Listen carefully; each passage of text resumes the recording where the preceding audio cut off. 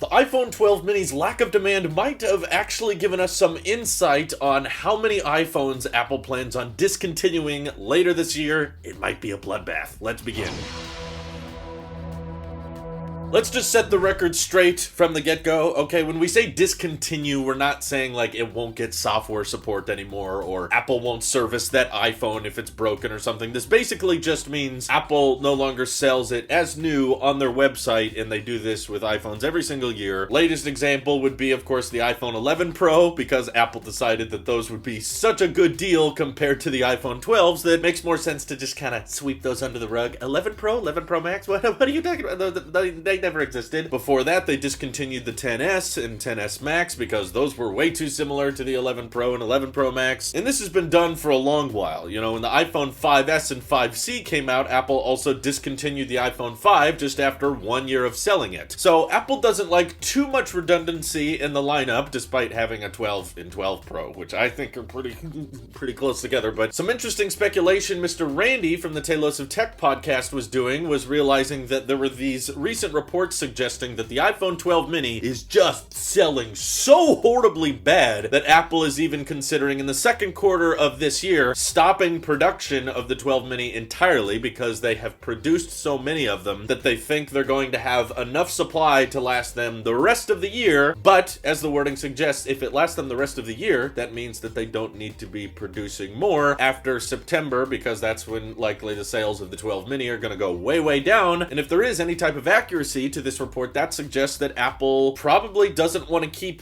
any of the iPhone 12 lineup around once the 12S or the iPhone 13 launches, because I don't know if you guys have caught my drift on the iPhone 13, but it's gonna be kind of stale. It's not going to be that different from what we got last year, and this is inevitable. It always happens. Whenever there's a big year, big redesign, new display sizes and everything, it's always followed up by kind of an incremental year where you get your A15 chip and you get your slightly improved camera, and there's not a lot of reasons to upgrade. And whenever there's two devices that share way too many similarities, Apple doesn't want everybody just going for the cheaper version that looks the same. So that's usually why they discontinue a model, is because they're worried about it cannibalizing the new model. So I actually think it's possible that Apple will discontinue the entire iPhone 12 lineup this September once the 13 is unveiled, simply because it has so many similarities, and Apple knows the iPhone 12, if it goes down any more in price, is just going to sell way too well. I mean, it's probably safe to say 12 Pro, 12 Pro Max, these were never really gonna be kept around anyway. Just like the iPhone 10 was discontinued not even a year after it launched. XS, XS Max, 11 Pro, 11 Pro Max. The higher end iPhones have always been discontinued about a year later because they share too many similarities and Apple's worried about them being too good a deal. But this time, Apple's not seeing tremendous success with the 12 mini, so discounting the price and keeping a separate assembly line open just for that alongside what is rumored to be an iPhone 13 mini. I know it's not selling great, but most analysts and reporters are still saying Apple plans on having a mini iPhone for this year's lineup too, because there are so many similarities with the last generation iPhone that retrofitting the factories and making it just slightly improved is not going to be too drastic. But also, yeah, even the regular 6.1-inch iPhone 12, if they keep that around at a discounted price, more than likely average consumers are going to look at it and be like, hey, that looks very similar to the iPhone 13, so I'm just going to save myself some money and get a 12. And that's why Apple goes, no, you don't. That's not there anymore. So you're going to have to get a 13 or a 13 Pro or a 13 Pro Max. God, they need to work on these names. Every solution I've seen for the naming strategy is horrible. But anyway, the next big question is, what does Apple do with the more legacy iPhones in the lineup, right? Currently, we've got the iPhone SE, which is still pretty new. It's just barely a year old. And the last generation iPhone SE stayed on the website for a couple years. So I'd be kind of surprised if they discontinued that this year. But then on top of that, we have the XR and the iPhone 11, which, if you guys recall, most people were pretty surprised Apple decided to keep both. I think most people were speculating that they were either going to discontinue the XR or discontinue the 11 and just keep one or the other because there's so many similarities. But no, Apple straight up decided to keep both, and at very reasonable prices, in my opinion. The iPhone 11 at $600 apparently is still selling really well, so I'd be surprised if they axed that one entirely. But now that the iPhone XR is at $499 $299, which is only $100 away from the SE. I feel like it can't really go down in price anymore. And also, I know this is not really a major detail, but it's something that bothers me as an Apple sheep a little bit. The iPhone XR is the one iPhone in the lineup that still has the Apple logo on the top, and it says iPhone on the back. And that just completely breaks it apart from the consistency with the rest of the lineup. So that's why I'm like, get rid of it. It's throwing off my non-existent OCD. I want every iPhone in the lineup to have the centered logo, no iPhone text on the back. It looks cleaner that way anyway. So for the sake of simplifying the lineup, let's just knock the XR out of there, decrease the price of the iPhone 11 to $499. So it's like, okay, if you don't care about OLED, but you know, you still want a good camera, you still want night mode, and you still want Face ID and all those things, you've got a really, really compelling offer with the iPhone 11. If you want the home button and you still want Touch ID, you can have the iPhone SE. But then if you're willing to spend more than $500 on a phone, Apple's just going to expect you to kind of make that big jump up to the iPhone 13 mini or the iPhone 13. And some people may be thinking that it creates too big a hole in the lineup to go straight from $500 to $700, and Apple would rather have something in the middle there. But my concern is that anything you end up putting in the middle is going to be too compelling and end up cannibalizing a lot of the S iPhones coming out this year that are going to be so incremental, share so many design similarities with the older iPhone that everyone would just go for the iPhone 12 if that's what you were thinking. Maybe they can just discount the iPhone 12 mini and keep that around, but also have a new mini. Obviously, we don't know what exactly they're going to do, but it sounds like they've got more 12 minis than they know what to do with, so who knows? Maybe if they truly are going to have a surplus for the rest of this year, let's say they just don't release a follow-up to the iPhone 12 mini, just keep this around at a discounted price, they just bring it down to $600, and then there's only 3 iPhones in the iPhone 13 lineup, and 2 are 6.1 inches, and then you just have the extra Max model that's still $1,100, but the 13 Pro can stay at $1,000, and then regular 13 is like $750 to $800. I was hoping they could get the price a little bit lower this year now that they've kind of ironed out their 5G modem supply chains and maybe start working with LG and BOE a little bit more on display manufacturing to get the price down. There's a lot of different hypotheticals this can go with, but it's always interesting to me to see Apple selling iPhones at an amazing rate. They're seeing great success and then thinking, okay, how do they follow this up and what do they kill off? Because they love killing off some of their greatest selling iPhones each year. Except for the past couple years, the XR and 11 have been the best sellers and they've kept those around and discounted the prices. Now it sounds like the 12 Pro and 12 Pro Max are selling insanely good, but at the same time, they don't keep around those Pro iPhones very much. So how they're going to handle this next year, very interesting to think about. And I'm curious of your guys' thoughts. Once again, my prediction, none of the iPhone 12s are going to stick around. 10R is also going to get axed and we'll have a more clean, minimal iPhone lineup with less options, but still very decent deals people can choose from. Feel free to let me know what you think will happen. This is your Apple Sheep here. We'll see you guys in the next one.